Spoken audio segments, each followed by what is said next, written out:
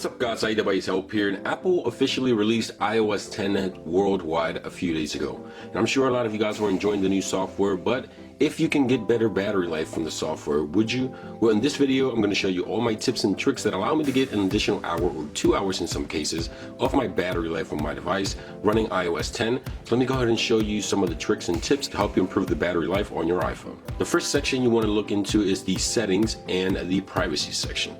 In here you'll find the location services section. This here allows the device to track your location constantly at all times for these applications to give you information instantly the minute you open them. But sometimes you don't need that information to be running in the background constantly. So right here you can choose which applications you want to be constantly tracking your location using that GPS chip draining your battery. The way I go about it is while in use. So if an application wants to use my location, I usually select the option that says while in use.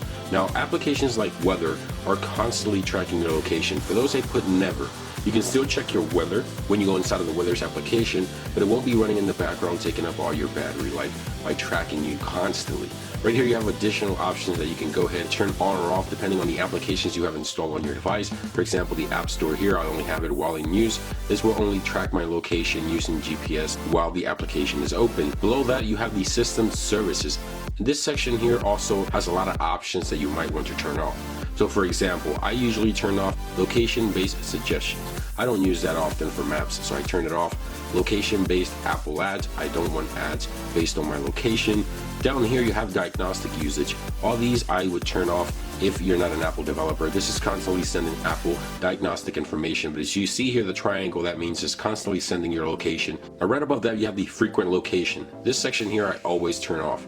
I never want my device to track everywhere I go. That drains the battery, invades the privacy a little bit as well. Now let's go back here and look at some of the additional options that you can choose to further expand the battery life on your device. Let's go ahead into general, scroll down right here where it says background app refresh.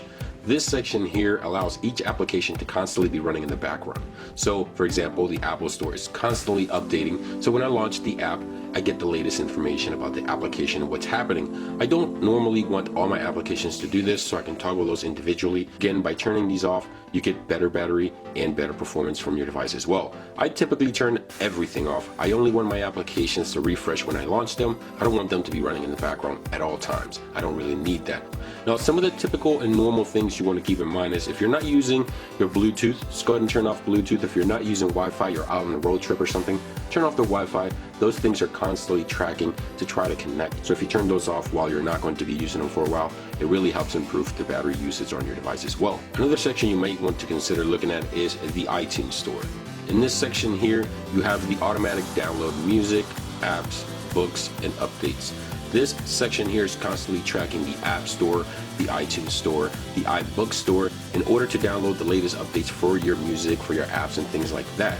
Now, you'll still get your updates once you launch these applications. The only difference here is it's not going to constantly be tracking in the background to see if there's any new data for it to download automatically to your device. So if I want a new app update, all I have to do is launch the App Store, and then the App Store will prompt me if there's any new updates, just like that.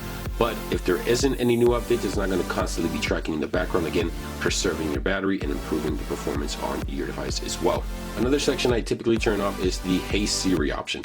This option here, Hey Siri, allows Siri to constantly have the microphone on to allow Siri to detect when you say Hey Siri in order for you to use Siri hands-free. If you don't want that feature, you can turn it off. This is going to preserve your battery as well because it's not going to allow Siri to constantly have the microphone listening in order for you to go ahead and use Siri hands-free. Now under the batteries tab, you have the low power mode, of course. This is that button that you're going to activate when you're on that 20%.